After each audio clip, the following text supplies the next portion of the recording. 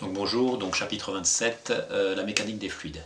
Donc dans ce cours, on va étudier donc les fluides, le comportement des fluides quand ils sont en mouvement ou quand ils sont en repos. Hein, c'est ça l'étude. Leurs fluides, hein, l'eau, le gaz, voilà, ça c'est des fluides. Alors il y a une grandeur qui est très importante dans les fluides, c'est la pression. Donc je commence par ça, hein, l'étude de la pression. Alors je prends un exemple. Alors ici donc on a de l'eau et on suppose qu'on met une balle de ping-pong sous l'eau. Donc cette balle de ping-pong, donc l'eau va exercer une pression sur la balle de ping-pong et c'est ça qu'on essaye de décrire. Alors on dit aussi que l'eau exerce une force pressante sur la balle de ping-pong. Alors on va détailler un petit peu qu'est-ce que c'est que cette force pressante. Alors on va imaginer que donc on prend un clou et on fait un petit trou ici, mettons, sur la balle du ping-pong. Hein. Voilà. Alors bon, alors ça, donc ok, ça je l'ai dit. Voilà, donc là j'ai exagéré. Donc le trou, il a une petite surface, hein, une surface microscopique que j'appelle S1. Bon, alors j'ai exagéré la surface, hein, sinon on ne verrait pas. Donc ça c'est le trou. Puis on enlève le clou. Donc qu'est-ce qu'on va voir? On va voir de l'eau qui va s'infiltrer, hein, qui va jaillir, hein, donc perpendiculairement à la surface S1, hein, qui va jaillir comme ça. Donc autrement dit, l'eau exerce une force sur les parois.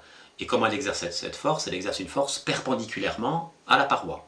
Ça, on appelle ça une force pressante. Voilà, donc je peux la dessiner comme ça.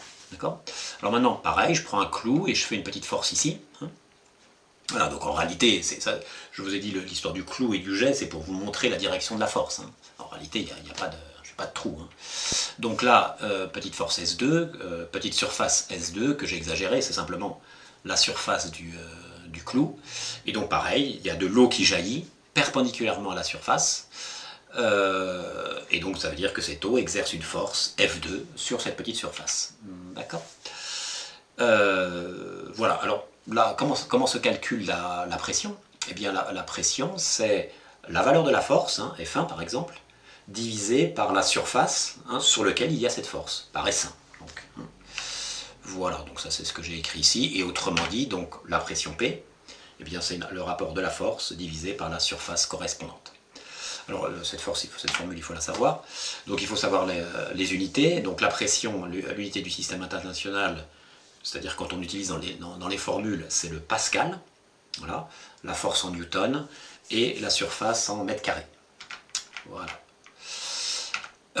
Alors maintenant, donc voilà, j'ai défini la pression. Alors maintenant, la poussée d'Archimède, voilà, donc vous devez connaître cette force. Alors qu'est-ce que la poussée d'Archimède? Eh bien, on prend toujours notre balle de ping-pong, elle est sous l'eau, alors on la met sous l'eau, mais si on la lâche, vous savez bien que la balle de ping-pong va remonter. Donc, si elle remonte, ça veut dire qu'il y a une force verticale vers le haut qui la pousse vers le haut. D'où vient cette force? Forcément de l'eau. Hein, je veux dire, ça ne peut pas être autre chose. Alors pourquoi l'eau exerce-t-elle une force verticale vers le haut sur la balle de ping-pong? Donc c'est pas très compliqué, l'explication n'est peut-être pas très compliquée. Donc la balle de ping-pong, je vais la redessiner ici. Donc bon, il y a l'eau, hein, bien sûr, autour. Et cette fois-ci, je vais imaginer que je prends un petit clou et je fais un trou ici, où je ne prends pas de clou. Donc je considère une toute petite surface S3. Donc la force pressante, elle va être perpendiculaire à la surface vers l'intérieur de la balle de ping-pong, donc verticale vers le haut, que je dessine comme ça.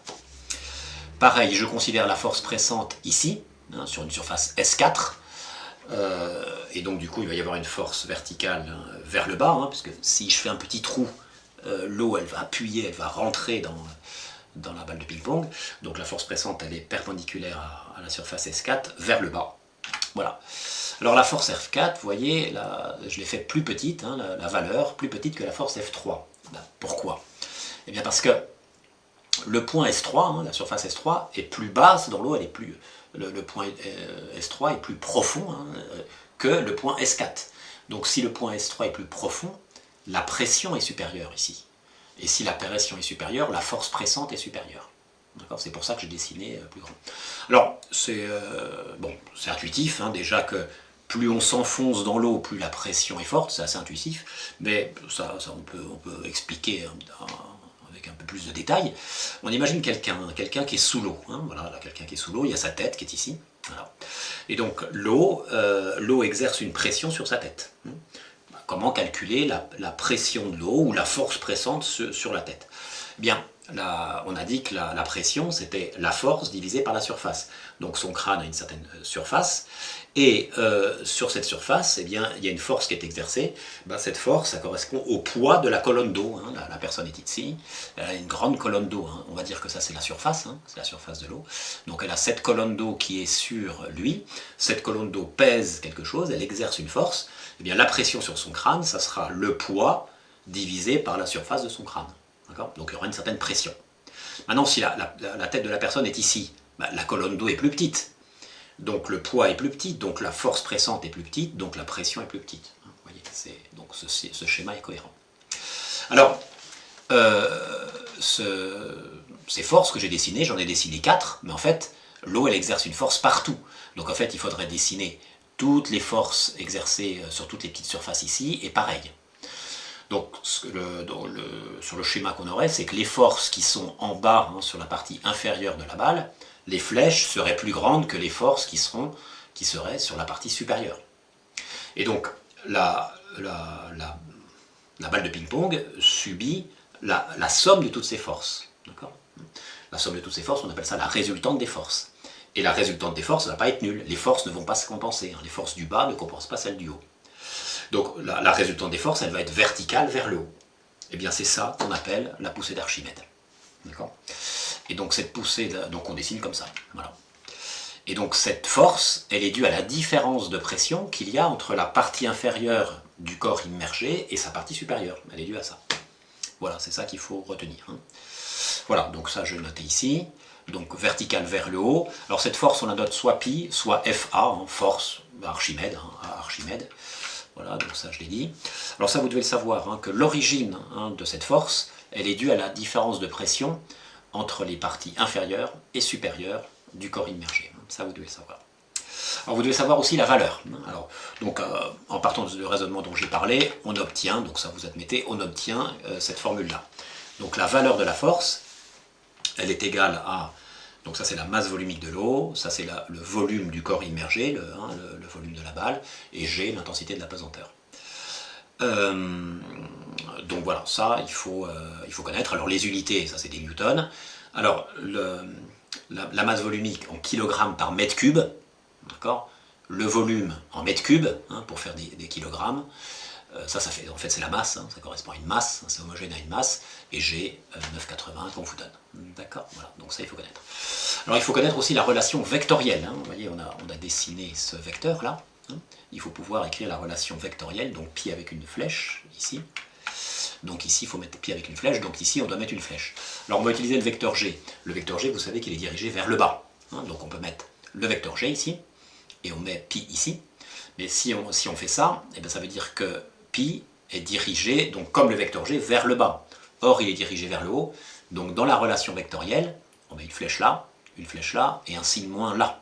D'accord ? Donc ça, tout ça, je l'ai dit. Voilà la relation vectorielle. Hein, donc ça et ça à connaître.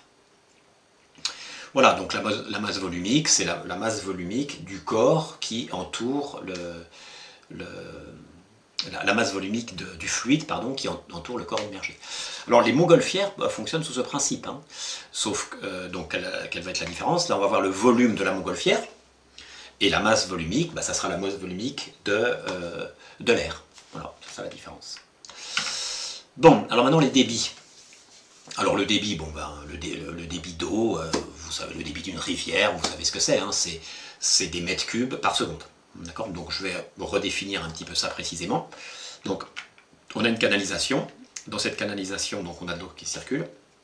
Je considère une section, hein, en mètres carrés de cette canalisation, section S, voilà, que je dessine.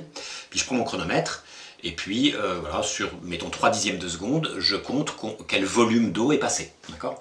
Donc en 3/10 de seconde, mettons, voilà, il est passé ce volume d'eau. Bien, le débit, qu'est-ce que ça va être ? Eh bien, ça va être ce volume d'eau divisé par les 3/10 de seconde que je vais appeler delta T. Donc le débit, hein, que je vais appeler D, c'est ce volume V divisé par delta T. Voilà.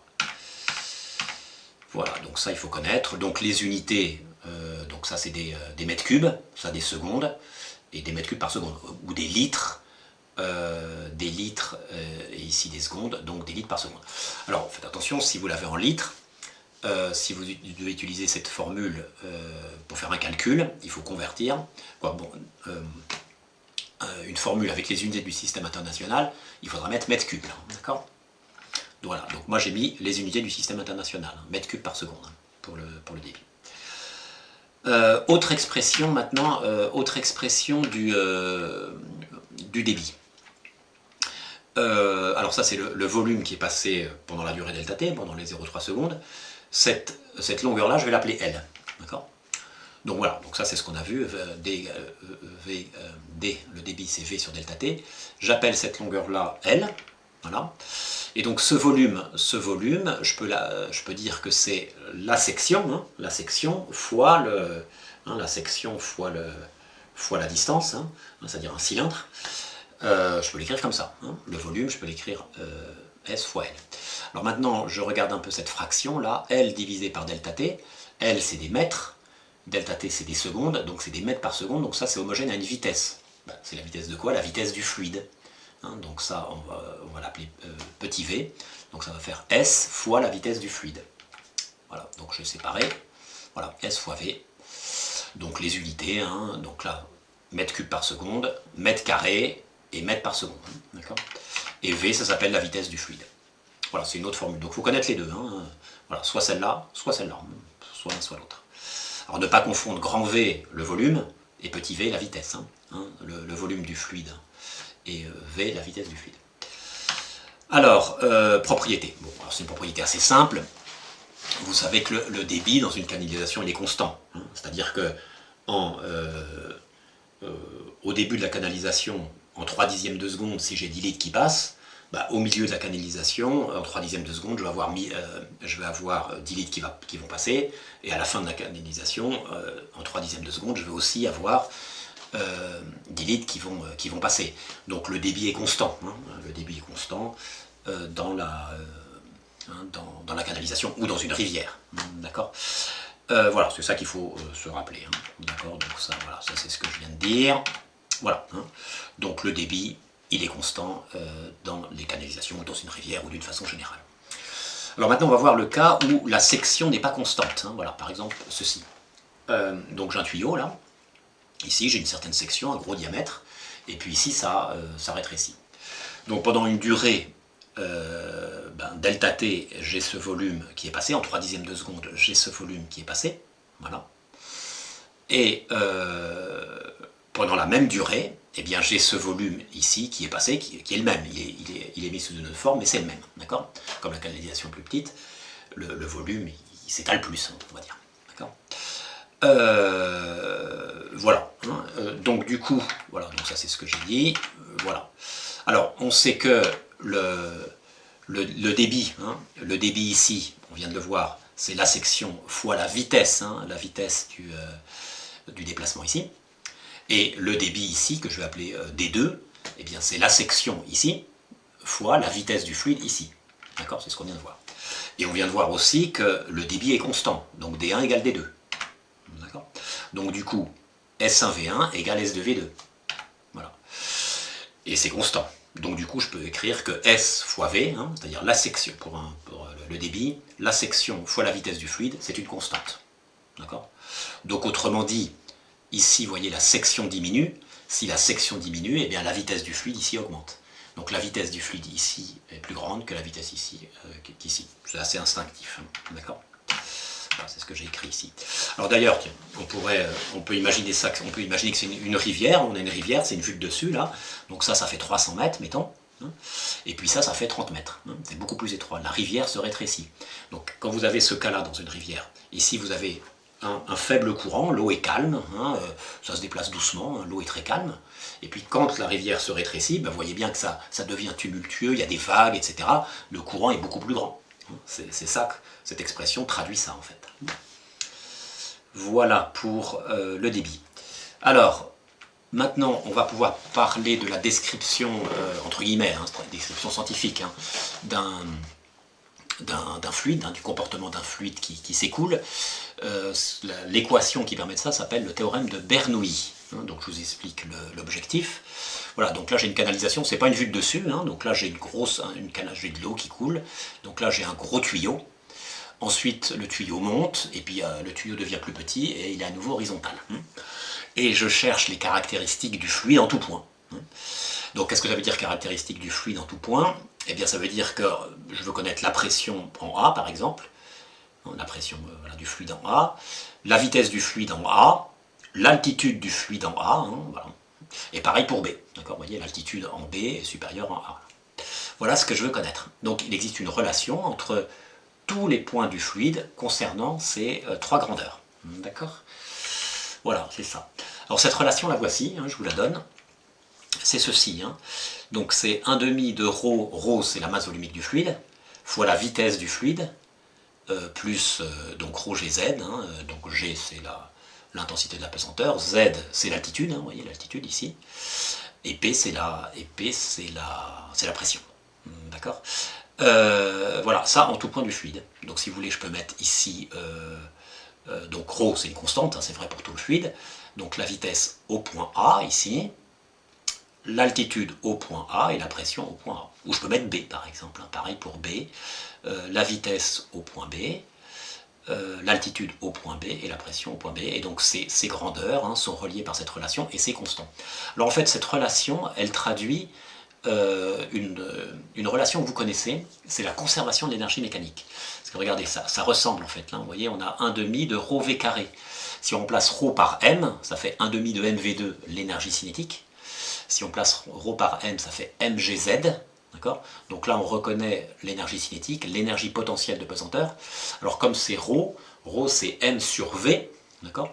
Donc en fait, c'est l'énergie cinétique par unité de volume, puisque c'est sur v.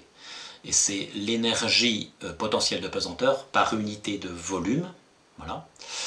Alors il y a quelque chose en plus là, parce qu'il y a des forces dues aux pressions, des forces conservatives de pression. Donc ceci c'est l'énergie potentielle, pas de pesanteur, l'énergie potentielle des forces de pression par unité de volume. Donc cette relation traduit la conservation de l'énergie mécanique du fluide. Voilà. Alors, il y a une condition quand même pour que ça fonctionne. Alors, je ne sais pas si vous vous souvenez de la conservation de l'énergie mécanique. On avait EC plus EPP égale constante quand il n'y avait pas de frottement. Je ne sais pas s'il y avait un frottement, c'était pas constant. Et bien là, c'est pareil. Il ne faut pas qu'il y ait de frottement. Donc, pour ne pas qu'il y ait de frottement, il ne faut pas que le fluide ait une vitesse trop élevée. Voilà.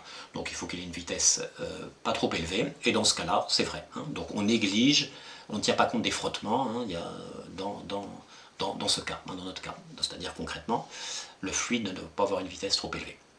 Alors on peut mettre aussi, ça fonctionne aussi, alors cette relation elle est vraie pour les fluides incompressibles, mais ça marche aussi pour l'air, toujours pareil, parce que c'est un fluide compressible l'air, si la vitesse n'est pas trop élevée du gaz. Donc voilà, alors cette relation, soit on l'écrit comme ça, et puis je ne sais pas si vous vous souvenez, quand vous écriviez la conservation de l'énergie mécanique, vous écriviez aussi ECA plus EPPA égale ECB plus EPPB. Et bien là c'est pareil, donc on peut l'écrire aussi comme ça. Alors ça s'appelle le théorème de Bernoulli, voilà. C'est-à-dire que je mets A et A, ici, voilà.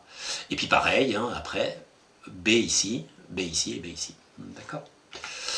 Voilà, alors je ne l'ai pas mis en rouge parce que ça, on vous la donnera, la relation le théorème de Bernoulli, la relation de Bernoulli aussi on dit, soit comme ça, d'accord? Bon, alors ça c'est les conditions, je l'ai dit. Alors oui, l'énoncé rigoureux, c'est ici, l'énoncé rigoureux de ceci, c'est pour une ligne de courant. Alors ce qu'on appelle ligne de courant, c'est la trajectoire d'une particule. Voilà, c'est ça qu'on appelle la ligne de courant. Eh bien, on a cette relation-là.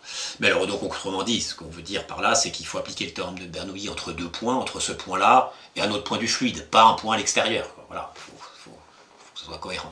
C'est ça que ça veut dire. Bon, voilà. Alors, donc ça c'est bon. Alors toujours pareil. Donc là, les unités. La masse volumique en kilogrammes par mètre cube, la vitesse en mètres par seconde, bon G vous donne la bonne valeur, l'altitude en mètres, la pression en pascal, bon voilà, les bonnes unités, d'accord? Voilà, donc ça je l'ai dit, c'est le gaz. Alors voilà, donc maintenant, le théorème de Bernoulli, on peut le décomposer en deux formules. Une formule qu'on appelle le le théorème de la statique des fluides, et l'autre formule qui va exprimer l'effet Venturi, hein, c'est ce qu'on va voir. Hein. Donc on va prendre deux cas dans cette formule. Alors le cas où le fluide est immobile, voilà, un lac par exemple, l'eau d'un lac, donc si la vitesse est immobile, donc on a VA égale 0, hein, si V égale 0, donc on supprime ce terme-là, et donc la relation de Bernoulli eh bien, est égale à ça, hein, P plus ρ gz égale constante. On appelle ça le principe fondamental de l'hydrostatique, hein, cette formule-là. Et le deuxième cas, qu'on verra après, c'est quand les altitudes sont constantes, hein, c'est l'effet Venturi, ça on verra après. Alors d'abord, le fluide immobile. Voilà, donc du coup, voilà, hein, la relation de Bernoulli devient ceci. Alors je fais un petit exemple avec l'eau, par exemple. Voilà. Donc on a un lac, ici, donc un lac, l'eau est immobile. Et qu'est-ce qu'on peut chercher? Alors qu'est-ce qu'on peut montrer d'abord avec ça, hein? Eh bien on peut montrer facilement que la pression ici est supérieure à la pression ici. D'accord? Donc ça c'est assez simple, puisque P plus ρ gz égale constante. Ρ, bah, c'est la masse volumique de l'eau, c'est une constante. G, c'est une constante. Donc du coup, on peut dire que si Z diminue, hein, si l'altitude diminue, eh bien, pour que ça soit constant, il faut que P augmente. Voilà, vous voyez, ça c'est assez simple à montrer. Voilà. Ce qu'on peut montrer, ou ce qu'on peut calculer aussi, là par exemple, c'est connaissant la pression en A, la pression A c'est la pression atmosphérique, eh bien calculer la pression, mettons, à 10 mètres de profondeur. Hein. Que vaut la pression à 10 mètres de profondeur dans un lac? Alors, déjà, il faut connaître la pression au point A. La pression au point A, c'est la pression sur la surface de l'eau, c'est-à-dire la pression atmosphérique. Alors, la valeur de la pression atmosphérique, vous ne devez pas la connaître, on vous la donnera, mais bon, c'est quelque chose qui revient souvent. Donc, la valeur de la pression atmosphérique, c'est 101 300 pascal. Mais sa valeur dépend de la température, ça varie un peu.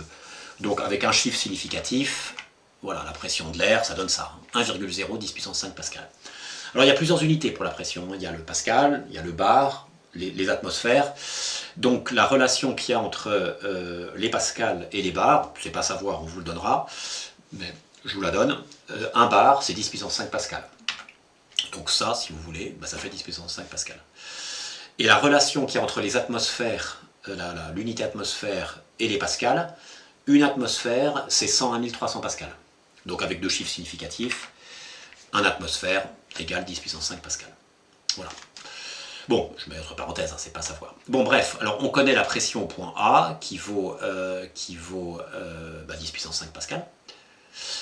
Et on cherche la pression au point B. Donc on utilise cette formule-là. Donc on va écrire PB ρ G ZB égale PA ρ G ZA. D'accord? Donc ça je l'ai dit, j'en ai parlé. PB, voilà. Alors j'isole PB, donc ce groupe-là je le mets à droite. Voilà, comme ça. Et ensuite je remplace. Hein. Donc PA, c'est ça. Alors la masse volumique de l'eau, c'est. Alors faites attention, hein, c'est en kilogrammes par mètre cube. Hein. Kilogrammes par mètre cube. Hein. Donc c'est 1000, la masse volumique de l'eau, vous devez connaître sa valeur, hein, c'est 1000 kg par mètre cube. Hein. Donc ici c'est 1000, ici c'est 9,81. Alors l'altitude du point A, c'est 0, hein, c'est sur la surface. On prend 0. Et l'altitude du point B, faites attention, est négative, hein, c'est moins 10. Hein. Donc là c'est moins 10. Hein. Voilà, donc moins 10. Et donc ça donne ça. Ça donne 10 puissance 5 pascal. Autrement dit, ça donne 2 bars. Alors quelle est la conclusion de tout ça? Eh bien que quand on s'enfonce dans l'eau de 10 mètres, la pression augmente de 1 bar, hein, puisqu'on est parti de 1 bar. Hein, et 10 mètres en dessous, on a 1 bar de plus. Donc 2 bars, 10 mètres après 3 bars, 10 mètres après 4 bars, etc. À chaque fois qu'on s'enfonce de 10 mètres, la pression augmente de 1 bar, ou la pression augmente de 10 puissance 5 pascal. Donc voilà un exemple avec le principe fondamental de l'hydrostatique, c'est-à-dire cette formule-là. Voilà, qui n'est pas à connaître. Hein. Alors maintenant, le deuxième cas, on reprend l'effet Venturi, donc on reprend la relation de Bernoulli, et cette fois-ci, les altitudes sont constantes. Hein, les altitudes sont constantes, donc ici et ici, j'ai la même altitude, la même valeur, donc je peux les enlever. Donc du coup, la formule devient P plus 1 demi de ρ VA carré égale constante. Voilà. Donc on a ceci. Alors, quelle est une petite application? Oui, alors, Donc, ce qu'on peut dire, eh bien, on peut dire que si la vitesse augmente, la pression diminue, hein, puisque ρ est constant. Voilà. Okay. Alors, une application.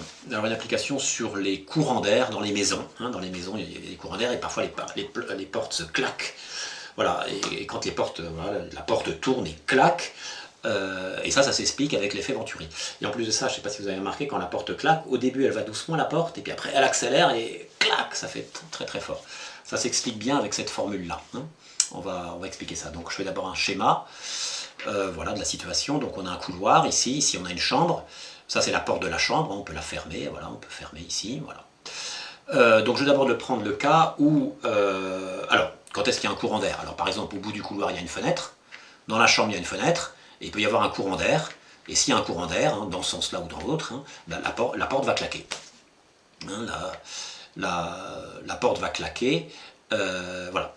Mais dans un premier temps, je vais considérer donc les fenêtres fermées. Hein. Fenêtre fermée ici, fenêtre fermée ici. Donc il n'y a pas de courant d'air. D'accord. Toutes les molécules d'air sont immobiles. Premier cas. Voilà. Donc toutes les molécules d'air sont immobiles. Donc je peux utiliser, alors par exemple, voilà, point E, je prends une molécule ici et une molécule ici, j'applique le théorème de Bernoulli, donc vitesse nulle en B, vitesse nulle en A, vitesse nulle en B, même altitude, hein, on a la même altitude, hein, c'est une vue de dessus, ça, même altitude, voilà, donc tous ces termes s'en vont, donc j'ai PA égale PB. Hein. Alors donc la pression est la même partout, hein, c'est logique. Alors, j'ai pris des points, donc il y a une face de la porte que j'ai appelée la face vers le haut, on va dire. C'est une vue de dessus, hein, mais bon, je vais dire la face vers le haut, je l'appelle la face A, et la face entre le mur du couloir et la porte, je l'appelle la face B, hein, de la porte. Hein. Eh bien, la pression des molécules qui sont près de la porte ici en A, et la pression des molécules qui sont de l'autre côté de la porte en B, c'est la même. PA égale PB, d'accord ? Donc si PA égale PB, dès qu'on a une pression, on a des forces pressantes. Donc ça veut dire que les forces pressantes des molécules d'air qui agissent sur la porte bien, sont les mêmes en A et en B. Alors comment les molécules, quelles sont les forces pressantes? La force pressante, je vous ai dit, c'est une force qui s'exerce sur une surface. Donc les molécules d'air, à l'échelle microscopique, elles bougent. D'accord, hein. Donc elles exercent une force, hein, ici, sur la porte, hein, les molécules en A. Et de l'autre côté, ben, les forces, donc en B, ça exerce une force plutôt vers le haut, et en A plutôt vers le bas. Mais en tous les cas, les forces pressantes sont les mêmes, hein, puisque les pressions sont les mêmes, et la surface est la même, puisque c'est la surface de la porte. Donc voilà. Alors maintenant, je vais représenter ces forces pressantes en A et forces pressantes en B. Donc je redessine la porte. Alors, en A, hein, donc toutes les molécules ici frappent la porte. Voilà, toutes les forces s'additionnent et ça fait une grande force. Donc une grande force vers le bas qui est perpendiculaire à la porte et donc que je représente comme ça. D'accord ? Donc je vais faire la même chose. Ben en B. Hein, toutes les molécules qui sont dessous, voilà, hein, toutes les molécules, elles frappent la porte, et donc la résultante fait une force comme ceci, d'accord. Et ces deux forces sont les mêmes, donc je mets les deux petites barres, d'accord. Donc la force, la porte, hein, voilà, qui peut faire comme ça, elle subit une force comme ça, mais elle subit la même force comme ça, donc du coup elle ne va pas bouger. La porte est immobile, logique. Alors maintenant il y a un courant d'air. Alors on ouvre la porte ici, on ouvre une fenêtre ici, on ouvre une fenêtre ici, il y a un courant d'air, on va dire, comme ça, mettons. Alors qu'est-ce qui se passe là? Alors je vais comparer les molécules ici, elles se déplacent, hein, voilà, on a des molécules qui se déplacent. Alors attention, les molécules ici, elles ne se déplacent pas, puisqu'il y a un mur. Ici, les molécules, elles sont immobiles, d'accord, hein, les molécules, elles font comme ça, tac, ici, comme ça, hein, d'accord. Voilà, alors ma souris ne marche pas bien, bon, enfin bref. Donc ici, molécule immobile, et ici, molécule qui bouge. Donc les molécules qui sont sur la face A, elles bougent, hein, de la porte. Elles bougent. D'accord. Alors je vais m'intéresser donc à cette situation-là, pour les molécules en A, à la situation précédente des molécules en A où elles étaient immobiles. Donc la relation, donc, puisque là, j'ai ici l'altitude est constante, donc je peux écrire la relation de Bernoulli comme ceci. Bon, mais alors, la vitesse des molécules en A augmenté par rapport à la situation précédente où les molécules ici étaient immobiles en A. Donc je vais dire que VA a augmenté. D'accord ? Mais si V a augmenté, ben, ça veut dire que la pression de ces molécules a diminué. Voilà. Donc ça veut dire que la force pressante a diminué. La force pressante en A. En revanche, pour B, rien n'a changé. Hein, les molécules en B sont immobiles. Donc on a la même pression qu'avant. Hein, c'est la pression en A qui a diminué. Donc on peut dire que PA est inférieur à PB. D'accord? Donc du coup, la force pressante, alors bon, B immobile, molécule B immobile, donc les forces pressantes en A est plus petite que les forces pressantes en B. Donc je vais refaire mon schéma. D'accord? Alors, la force pressante en B n'a pas changé. Hein. Donc les molécules B, elles sont dessous, là, puis elles poussent. Hein. Donc la force pressante vers le haut, ça, elle n'a pas changé, comme tout à l'heure. En revanche, la force pressante en A a changé. Elle est beaucoup plus petite. Hein. Donc je vais faire une flèche plus petite, ici. Donc la porte, elle subit une grosse force comme ça, et une petite force comme ça. Donc du coup, la force, la porte, elle va se déplacer dans le sens de la grande force. Hein. Si on fait la résultante des forces, il va de soi que, de ces deux forces, il va de soi qu'on va trouver une force vers le haut, là. D'accord ? Donc du coup, la porte va tourner. Voilà. Donc la porte va tourner. Alors, elle va tourner. Alors maintenant, on va expliquer pourquoi au début, la porte, elle tourne doucement, et puis pourquoi ça accélère. Hein. Donc la porte tourne ici, hein. Donc mettons qu'elle est ici. Mais du coup, les molécules d'air, maintenant, elles vont passer sur un étroit, une bande, un tuyau, entre guillemets, plus petit, dont la section diminue. Or, le débit doit être constant. Hein. S'il y a 5 litres par seconde qui passent ici, il y a 5 litres par seconde qui passent ici, et qui sort de la fenêtre, il y a 5 litres par seconde. Donc là, il doit passer 5 litres par seconde, hein, forcément. Donc, du coup, eh bien, là, pour qu'il passe sur ce petit tuyau, puisque la porte est en train de se fermer, sur ce petit tuyau là qui reste ici, dont la section est petite, eh bien, la vitesse des molécules va augmenter. Donc si la vitesse des molécules augmente encore, la pression PA diminue encore plus. Donc quand la porte se ferme, la force FA là, elle diminue, elle diminue, elle diminue. Donc du coup, la résultante, elle est de plus en plus grande. Donc quand la porte se ferme, la porte subit une force de plus en plus grande. C'est pour ça qu'à la fin, elle claque. Voilà l'effet Venturi. Bon ben voilà, donc j'ai tout dit sur ce cours. Voilà, donc ma foi, le cours est terminé.